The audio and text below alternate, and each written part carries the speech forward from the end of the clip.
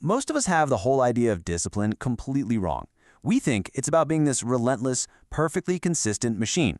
We think it's about always being focused. But the real truth, the one that actually changes your life, it's a lot simpler and honestly, a lot harder. Discipline is not what you do when you feel strong. It's what you do when you feel weak. It is purely and simply taking action when you don't want to. And you know this moment. You know it intimately.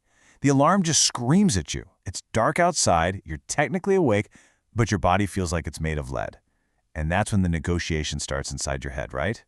Just 5 more minutes. You know what? Skipping one day, it's not going to kill me. And we tell ourselves it's this harmless, little quiet debate, but it's not. In that tiny, silent space between the alarm going off and your feet actually hitting the floor, that's where the battle for your day, and for the person you say you want to become, is either won or lost. And that's the whole struggle, isn't it? That Grand Canyon between knowing what the right thing to do is and actually doing it. And what do? We call ourselves lazy. We say, oh, I just lack motivation. We talk about discipline like it's some kind of genetic lottery that we just didn't win. But that's not what's happening here. That's not what's really going on at all. So let's just get one thing straight. We tend to picture discipline as this highlight reel, right? It's all about peak performance. The truth is, it's the messy, ugly, completely unglamorous act of just moving forward when every single cell in your body is screaming at you to stop. Look, if you only show up when you feel like it, you will never, ever be consistent. The real work, the work that actually matters, it gets done in the exact moments you want to do absolutely nothing.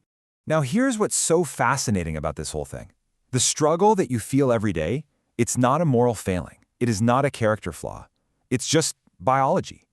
Your brain did not evolve for your 5-year business plan or your New Year's resolutions.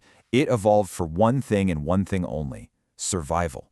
And that means it is fundamentally hardwired to fight against the very effort you're trying to make.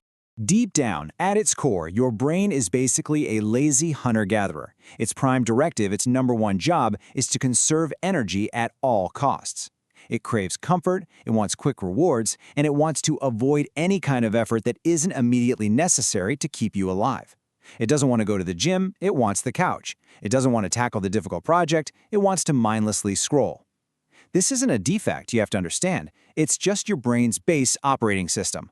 And this gets right down to the actual chemistry. Neuroscientist Andrew Huberman explains that we totally misunderstand dopamine. We think it's the molecule of pleasure. It's not. It's the molecule of craving and pursuit. It's what drives you to go get things. But here is the critical piece of the puzzle that nobody talks about.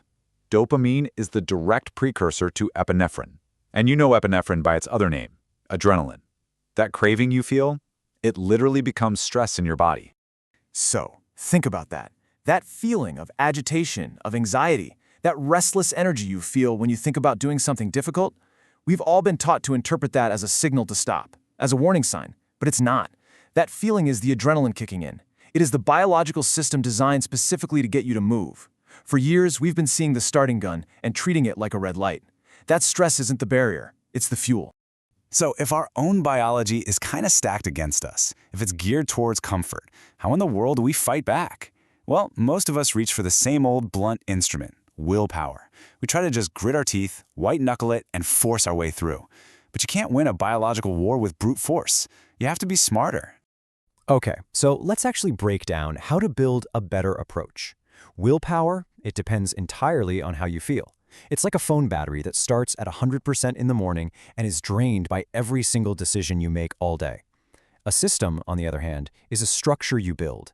It's not the battery, it's the power grid. It works whether you feel motivated or not, because it automates your decisions. It ends that internal debate before it can even start.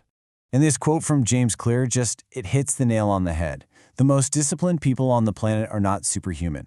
They're just better architects. They have engineered their lives. They've designed their environments to make the right choice the easiest choice. They don't overpower their brain's resistance. They just design a path that goes right around it. But see, even a perfect system can fail if it's running on the wrong fuel. And if you've tried building systems and you still find yourself stuck, there's usually a much deeper reason. We have to look at where your goals are actually coming from, because this right here is so often the true root cause of why we don't act. I want you to be brutally honest with yourself right now. That goal you have to get in shape, Is that a deep internal want, or is it a should that you've absorbed from social media? That career path you're on, is that a genuine desire that you have, or is it an expectation that was placed on you by somebody else? Because if your goals are just borrowed from the outside world, they will never, ever have enough power to overcome your brain's fundamental desire for comfort. And this brings us to this really powerful concept from Dr. Alok Kanogia of Healthy Gamer GG. He says you need a competing interest. See, to overcome your brain's default programming, your reason for changing has to be more compelling than the comfort of staying exactly where you are. You have to want something more than you want to stay on the couch.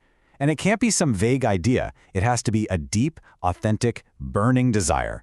And this is why we feel stuck. We tell ourselves, oh, I'm just not ready. But the truth is, we're being asked to pay a really high price: discomfort, effort, boredom, for a prize that deep down we never truly wanted for ourselves in the first place. Without that authentic want, the cost-benefit analysis happening in your brain is always going to come to the same conclusion. Just stay put. It's not worth it. So how do we fix this? Well, the answer is not to just try harder. It's to build smarter. It's time to stop fighting this war of attrition against yourself and start engineering a machine for action. Think of this as a new operating manual for actually getting things done. We can really break this down into a 4-part framework. Number 1, reframe how you see resistance. 2, design your environment to make taking action easy. 3, make your commitments irreversible. And 4, and this is probably the most important step of all, fuel your actions with love, not with hate. All right, so here's the first major shift in perspective. That feeling of not wanting to do it, that isn't a sign you're failing. That's the starting line. Every single urge you have to quit is an opportunity. Think of it like a video game, like you're leveling up a skill. Each time you take action in the face of that resistance, you are adding experience points to your discipline skill tree. You master these small moments of discomfort, and you build the strength for the big, life-changing ones. Next, you have to rig the game so you can't lose. This is all about what they call choice architecture. Make the right behavior the path of least resistance. It's simple stuff. Lay out your gym clothes the night before.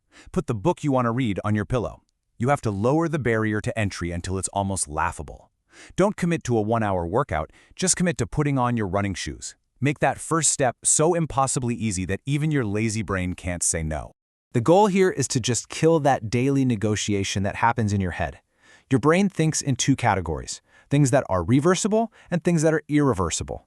A private goal to try to go to the gym is reversible. You can back out. But booking a class that you have to pay for, or telling a friend, I'll meet you there at 7 a.m., that becomes irreversible. The decision is already made. The debate is over. You want to make quitting more difficult than just doing the thing. And finally, we gotta talk about the fuel.